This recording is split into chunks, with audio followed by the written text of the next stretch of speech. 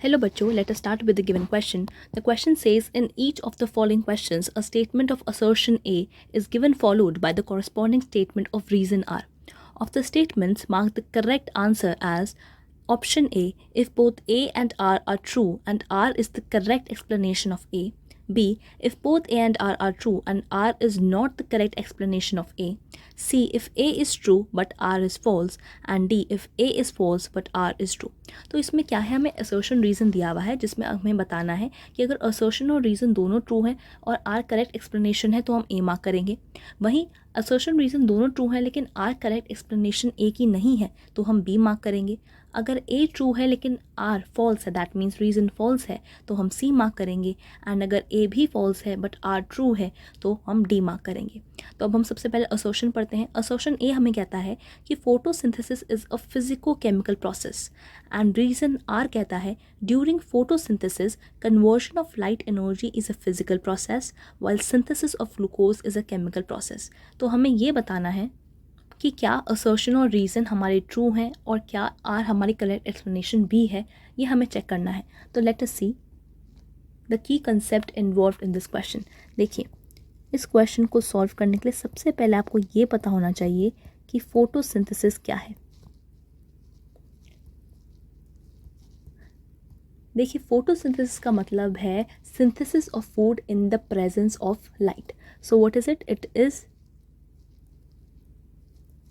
the synthesis of food in presence of sunlight. यानी food का बनना in presence of sunlight is photosynthesis. और ये क्या होती है? एक एनाबॉलिक प्रोसेस होती है क्योंकि इसके अंदर हम फूड को बना रहे हैं एंड जहाँ हम फूड को बनाते हैं that is an anabolic process और यहाँ पे एनर्जी इस्तेमाल होती है. So it is also called as an endergonic process. तो एक एंटरगोनिक प्रोसेस क्या होती है? जहाँ पे एनर्जी का हम इस्तेमाल करते हैं. नाउ अब हम पढ़ते हैं कि हमारी स्टेटमेंट्स क्या है. देखिए, असर्शन हमें बताता है कि फोटोसिंथेसिस एक फिजिको केमिकल प्रोसेस है. देखिए, फिजिको केमिकल प्रोसेस, इसका क्या मतलब है? फिजिको का मतलब होता है फिजिकल रेडिएशन का इस्तेमाल. और फिजिकल रेडिएशंस क्या होती है? हमारी लाइट, यानी लाइट का इस्तेमाल. और केमिकल का मतलब होता है फूड यानी ग्लूकोज यानी कार्बोहाइड्रेट का बनना. That means synthesis of glucose is a chemical process. तो हम कहते हैं कि फोटोसिंथेसिस एक फिजिको केमिकल प्रोसेस है. हाउ? फिजिकल बिकॉज इसके अंदर हम लाइट का इस्तेमाल कर रहे हैं, और केमिकल बिकॉज इसके अंदर हमारा ग्लूकोज बन रहा है जो कि क्या है? एक कार्बोहाइड्रेट है. सो ये स्टेटमेंट तो हमारी सही है, यानी असर्शन हमारा सही है कि ये ट्रू है. सो दिस इज़ ट्रू क्योंकि ये स्टेटमेंट हमारी सही है. रीज़न कहता है during photosynthesis conversion of light energy is a physical process while synthesis of glucose is a chemical process. And यही तो बात थी कि फिजिकल हम क्यों कह रहे थे? क्योंकि वो लाइट एनर्जी का इस्तेमाल हो रहा था. केमिकल हम क्यों कह रहे थे? क्योंकि हमारा ग्लूकोज की सिंथेसिस हो रही थी. तो रीज़न असर्शन को करेक्टली एक्सप्लेन कर रहा है. दैट मीन्स असर्शन और रीज़न दोनों हमारे ट्रू हैं. This is also true, this is a correct statement.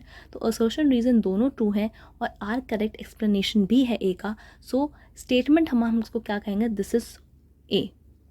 हम इसको बोलेंगे दैट इज़ ए. इसका मतलब if both A and R are true and R is the correct explanation of A. So इसका ऑप्शन होगा ए. सो A, which says if both A and R are true and R is the correct explanation of A, is the required answer to the given question. Hope you understood the question well. All the best.